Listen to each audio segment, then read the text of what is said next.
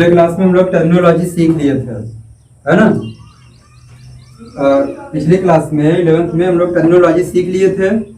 आज खुद हम लोग फाइलम शुरू करते हैं। टोटल कितने फाइलम थे? 11। कौन कौन से थे? Porifera, coelenterata, ctenophora, platyhelminthes, aschelminthes, annelida, arthropoda, mollusca, echinodermata, hemichordata और कार्डेटा। टोटल कितने फाइलम थे? 11। अब 11 में से हम लोग एक एक की शुरुआत करते हैं। सबसे पहला फाइलम होता है हमारा पोरीफेरा। आपके ध्यान में आ रहा होगा सर कि जो प्रोटोजोआ का है नहीं पढ़ रहे हैं, इसलिए नहीं पढ़ रहे हैं क्योंकि एनसीईआरटी में प्रोटोजोआ हम लोगों के यहाँ नहीं दिया है। थोड़ा बहुत बायोलॉजिकल क्लासिफिकेशन में दिया है, थोड़ा बहुत प्रोटोजोवन के बारे में आप पढ़ोगे। क्लास 12 का एक चैप्टर है ह्यूमन हेल्थ एंड डिजीज, वहां पे, ठीक है। तो फाइलम पोरीफेरा, पोरी मतलब देखो, अगर हम लोग देखें इनको तोड़ें तो मिलेगा पोरी प्लस फेरा। पोरी मतलब होता है पोर्स, पोर्स माने क्या होते हैं? छिद्र। और फेरा मतलब होता है बियरिंग, यानी कि ऐसे जीव जिनके शरीर के ऊपर छिद्र होते हैं छोटे छोटे, उनको किसमें रखा गया है? फाइलम पोरीफेरा में। तो इनके एक एक हम लोग यहाँ पे लक्षण पूरा लिख लिया है। एनसीईआरटी का ही लक्षण पूरा लिखे हैं, उसके बाहर एक भी लक्षण हम लोगों को नहीं जानना है ना। तो एक एक लक्षण को हम लोग देखते हैं। जैसे यहाँ पे आप पहले देख रहे होंगे कि स्पंज लिखा है, यानी कि इस संघ के जितने भी जीव होते हैं उनको हम लोग सामान्य भाषा में क्या कहते हैं? स्पंज कहते हैं, ठीक। और आप ऐसे कह सकते हो, they are commonly called the sponges. इन्हें सामान्य भाषा में स्पंज कहा जाता है। यानी पोरीफेरा का दूसरा नाम क्या है? स्पंज है। फिर हम लोग इनका वास स्थान देखें, ये कहाँ पे रहते हैं? वास स्थान मतलब कि हैबिटेट इनमें क्या है? एक्वेटिक होते हैं, यानी कि जलीय होते हैं। और जलीय में दो चीजें, एक समुद्री और एक स्वच्छ जलीय। समुद्री वही चीज लिखा है ना, अधिकांशतः कैसे होते हैं? समुद्री। और कुछ होते हैं जो कि स्वच्छ जल में भी उपस्थित होते हैं। स्वच्छ जल में रहने वाला एक जंतु है इसका, जिसको हम लोग स्पॉन्जिला नाम देते हैं, ठीक है। फिर अगर हम लोग इनके बॉडी सिमेट्री की बात करें तो ये असममित होते हैं, यानी कि इनके शरीर को हम लोग कहीं से भी अगर कट करने जाएंगे ये दो बराबर भाग में बंटने वाला नहीं है। इसलिए हम लोग क्या कहते हैं कि इनके शरीर की सममिति कैसी होती है? असममिति, असीमित नहीं, असममित, एसिमेट्रिकल। फिर बात करें कि प्रथम कोशिकीय जंतु लिखा है।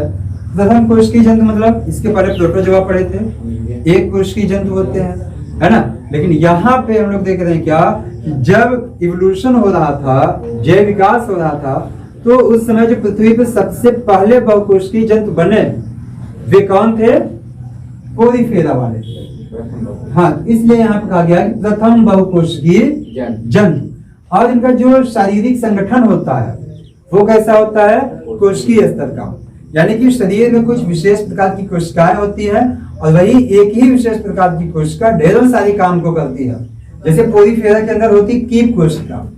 कीप कोशिका इक्वेनोसाइट। इक्वेनोसाइट क्या करती है? वही जो है डाइजेशन करती है, वही रिस्पायरेशन करती है, वही इनका जो है जनन करती है। जितने भी सारे प्रोसेस होते हैं सब एक ही कोशिका के अंदर खत्म हो जाते हैं, है ना। एक ही कोशिका के द्वारा, एक ही कोशिका के अंदर नहीं, एक ही कोशिका के द्वारा कर लिए जाते हैं। और इस तरीके की शारीरिक संगठन को हम लोग क्या कहते हैं? कोशिकीय शारीरिक संगठन। ऊतक स्तर का भी होता है, जैसे सिलेंट्रेटा, टिलोफोरा का।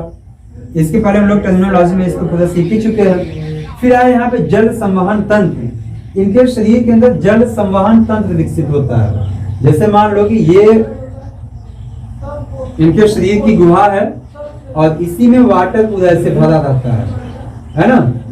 और वाटर एक जगह से दूसरे, मतलब कि अंदर जाता रहता है फिर बाहर जाता रहेगा, अंदर जाता रहेगा फिर बाहर। एक संवहन तंत्र मिलता रहता है जिसके कारण आवश्यक पदार्थ शरीर के अंदर आते हैं और अपशिष्ट पदार्थ ऐसे बाहर निकाल दिए जाते हैं। इस तरीके के तंत्र को हम लोग क्या नाम देते हैं? जल संवहन तंत्र। यानी कि जिनके परिवहन के लिए, जिनके संवहन के लिए जल की रिक्वायरमेंट होती है, जल ही सब कुछ है वहां पे, वो क्या हो गया हमारा? जल संवहन तंत्र। अब इनके शरीर पर असंख्य सूक्ष्म छिद्र होते हैं, असंख्य सूक्ष्म छिद्र होते हैं, जिनको हम लोग नाम देते हैं क्या? ऑस्टिया। इसी ऑस्टिया के द्वारा जल या क्योंकि समुद्री है, पानी में है, तो इसी के द्वारा जल या जो कुछ भी आवश्यक पदार्थ है, जैसे ऑक्सीजन हो गई, इनके खाने पीने की जो चीजें हैं घुलित अवस्था में, वो पहुंचेंगी कहाँ पे?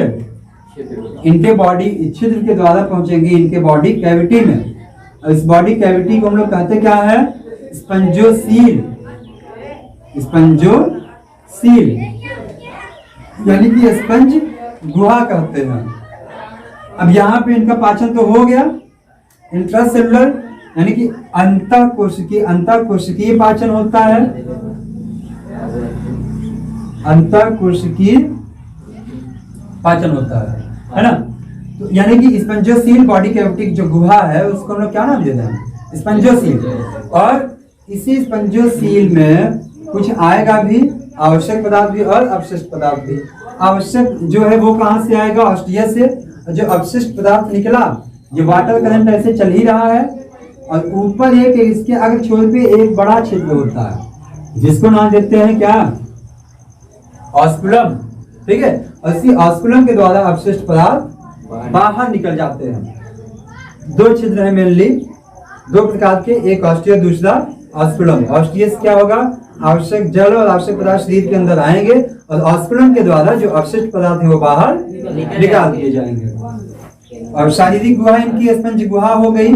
अगर छोर पे ऑस्कुलम उपस्थित होता है जो कि अवशिष्ट, जिसके द्वारा अवशिष्ट पदार्थों का बाहर निकलना होता है। क्वेनोसाइट इनकी जो मुख्य कोशिका है या कीप कोशिका, बताया ना कि एक ही कोशिका है जो कि पूरे एक ही प्रकार की कोशिका है जो कि सभी कार्य को संपन्न कर दे रही है, और उसका नाम क्या है? क्वेनोसाइट कोशिका। इनमें जो पाचन हो रहा है वो अंतःकोशिकीय हो रहा है, यानी कि कोशिका के अंदर ही पाचन हो जा रहा है।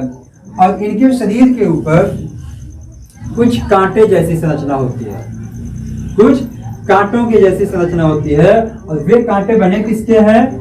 स्पंजिन फाइबर के। स्पंजिन फाइबर की या स्पंजिन तंतु की बनी कंटिकाएं होती हैं, जिनको हम लोग या इसमें कैल्शियम कार्बोनेट भी होता है। इन्हीं कंटिकाओं के आधार पे पोरीफेरा का कई वर्गों में विभाजन किया जाता है। 3 वर्ग हैं फिलहाल, लेकिन आपको पढ़ने की आवश्यकता उसको नहीं है, सिर्फ इनके लक्षण जान लेना है। स्पंजिन तंतु की बनी कंटिकाएं होती है, और ये द्विलिंगी होते हैं।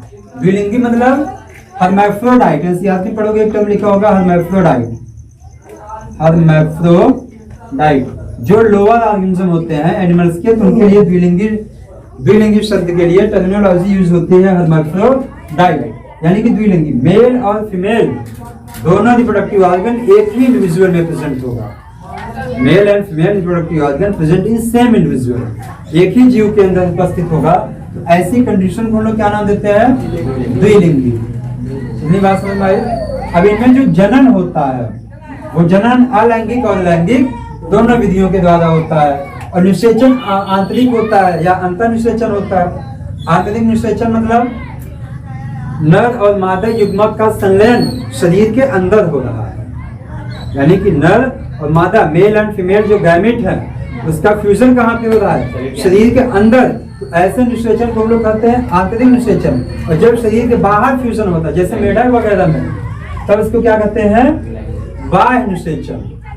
ठीक है, और निषेचन क्या होता है? नर और मादा युग्मक के संलयन की प्रक्रिया को निषेचन करते हैं। अब यहाँ पे है अप्रत्यक्ष परिवर्धन। इसका मतलब क्या है?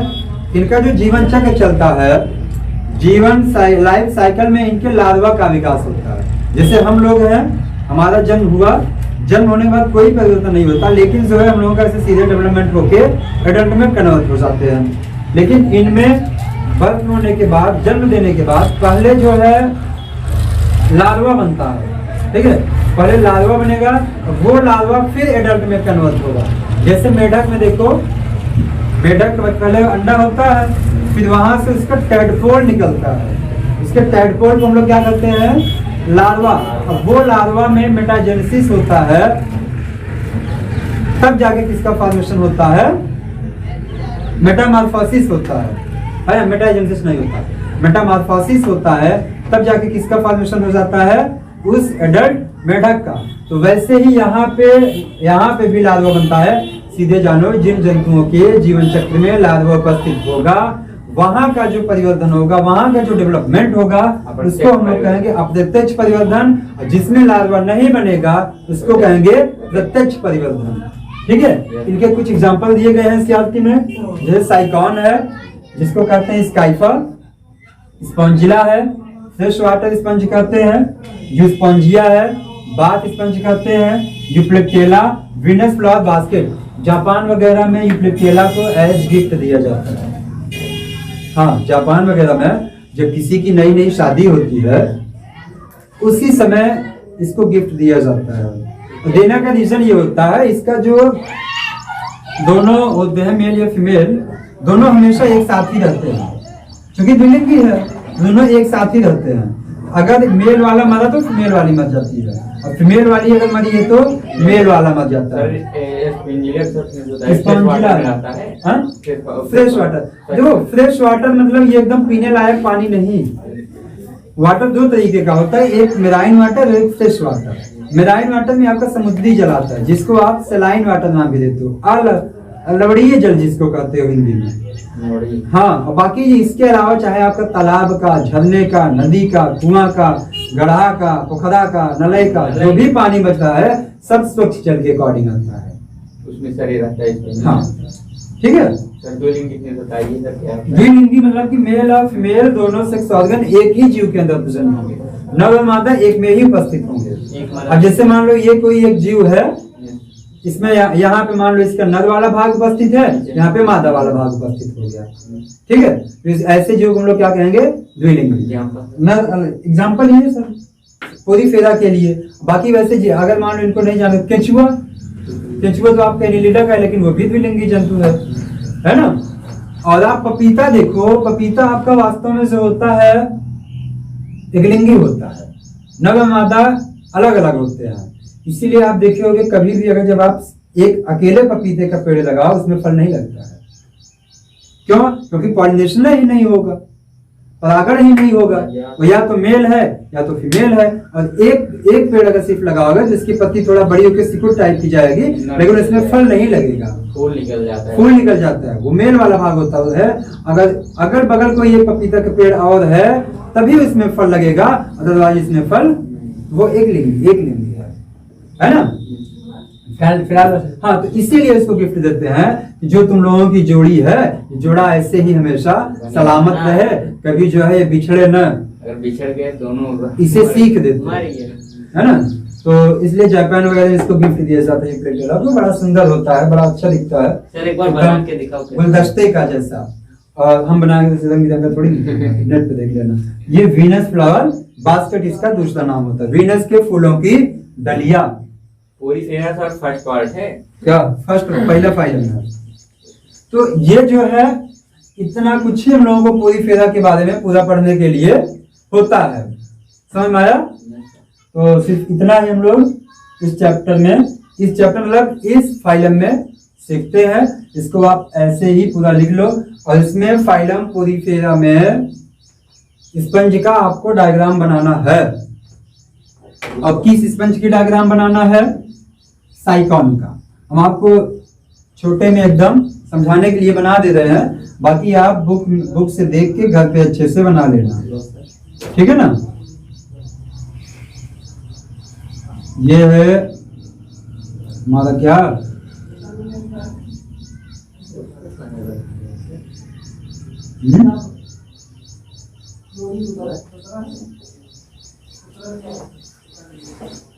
अब इसके शरीर पे ऐसे असंख्य छोटे छोटे सूक्ष्म छिद्र हैं, जिनको हम लोग क्या नाम दे रहे हैं? ऑस्टिया।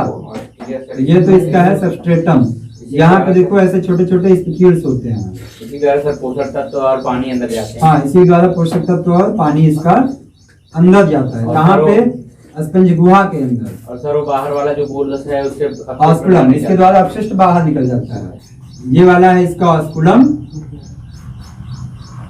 ये है ऑस्टिया, ये है स्पिक्यूल्स, और ये है इसका सबस्ट्रेटम, आधार है ना। ये क्या है? सबस्ट्रेटम, यानी कि इसका आधार है। तो ऐसे ही आप इसको पूरा बना लेना, बुक से अच्छे से देख के, ठीक है। तो इसके आगे हम लोग सीखेंगे क्या, सिलेंट डेटा जो कि कल, इसको आप अभी पूरा ऐसे ही निकालेंगे, ठीक है। Thank you.